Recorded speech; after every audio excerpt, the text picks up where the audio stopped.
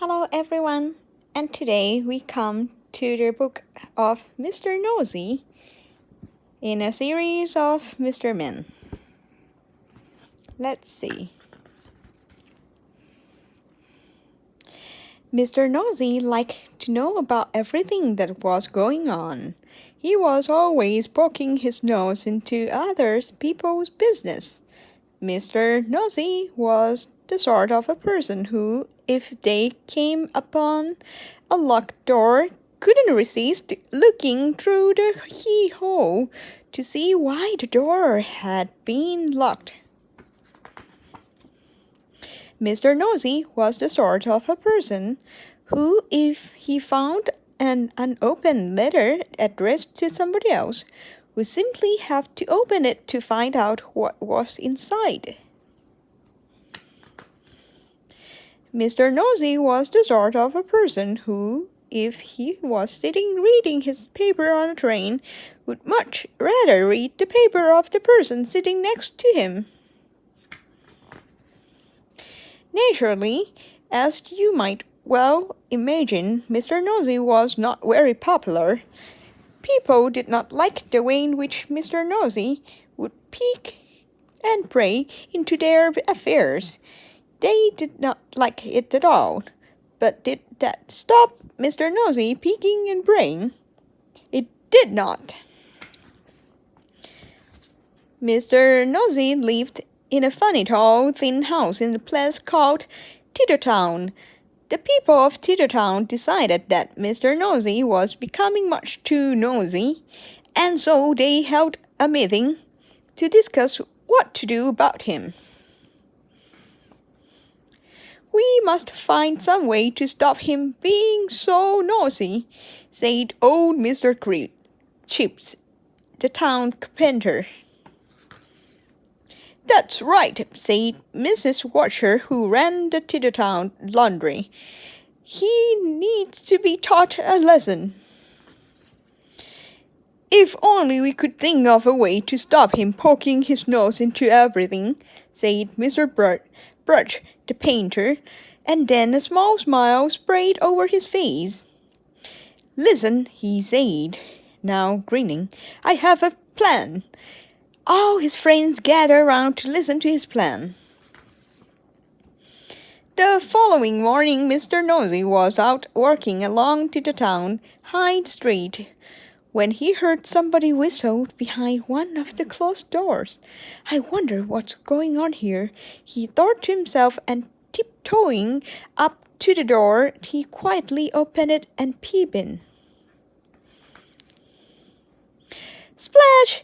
Went a very wet paintbrush right on the end of Mr. Nosey's nose, covering it with bright red paint. "Oh dear, I am sorry," said Mr. Brush, who was painting the inside of the door. Poor Mr. Nosey had to go straight home to try and remove the red paint, which was very difficult and rather painful. Mr. Brush chuckled to himself. The plan had begun.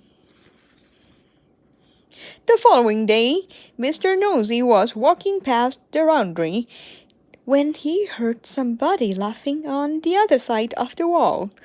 "I wonder what's going on here," he thought to himself, and standing on tiptoe, he looked over the wall. Snap! Went a cloth peg right on the end of Mr. Nosey's nose. "Oh dear, I am sorry," said Mrs. Watcher, who was hanging up clothes on a washing line on the other side of the wall. Poor Mr. Nosey removed the clothes peg and went off down the street, feeling extremely sorry for himself and for his poor red nose. Mrs. Watcher chuckled to himself. The plan was working. The next day, Mr. Nosey was going past a fence when he heard hammering.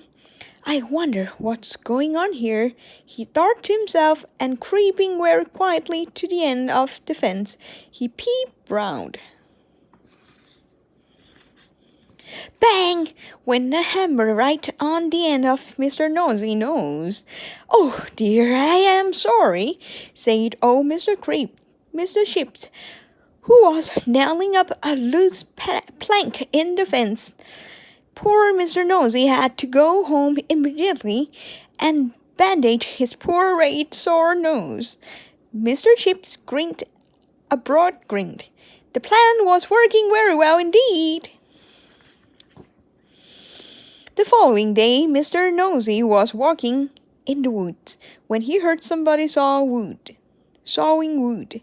"I wonder what's going on here," he thought to himself, and he crept up behind a tree. He was just about to peer out from behind a tree when it suddenly occurred to him that if he did something very nasty might happen to his nose. And so he went on his way without being nosy. Behind a tree with a saw raised in his hand stood Mr. Hurt the farmer. When he saw that Mr. Nosey had gone on his way without being nosy, he laughed and laughed and laughed. The plan had worked. Mr. Hurt hurried to Tiddletown to tell everybody. The plan really had worked, because after that Mr. Nosey stopped being nosy and soon became very good friends with everybody in Tiddletown. And that is the end of the story, except to say that if you are ever tempted to be as nosy as Mr. Nosey used to be, you better expect one thing: a sore nose. The end.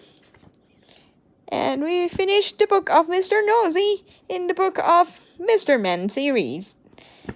Bye-bye.